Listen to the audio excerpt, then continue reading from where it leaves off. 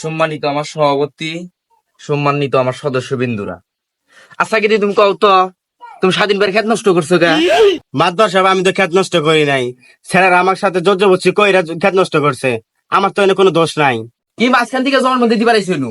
আমরা কিন্তু খেলা খেলা করবো আইছি, যা আছে সব খুলে কও। মাতবার সাহেব, আমি ছাগল হাতে দিবার গেছিলাম, স্যারেরা আমাকে আস্তে আস্তে বুগলে আইলো।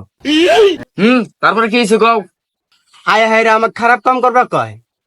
এই কি খারাপ কাম করো খুলে কও। আয়া হাইরা আমার কাপড় খুলবার কয়। ওই তুই মিঠা কথা কস কে? তো কোন কালাম কাপড় খুলবার নিগে? এই চাটের বাদ থাবুতে একবার মুতা আরামু নুচ্ছামি করতে মনে থাকে না, কিন্তু শরীরের বিচার হইতেছে, যা কমু তাই মানবি। এই কি সব খুলে খা, এই শরীরের বিচার হইতেছে, সব খুলে খা।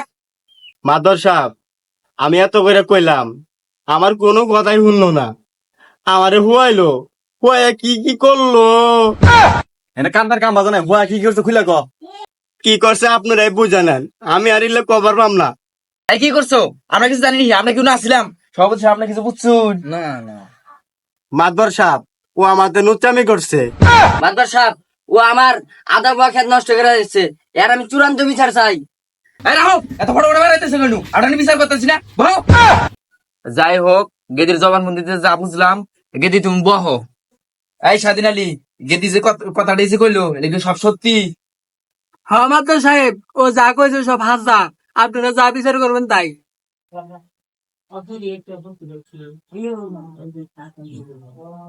এখন আমাদের জুড়ি বোর্ডে জানা গেল যে ছেলে মেয়ে দুজনের বিয়া করা দিব।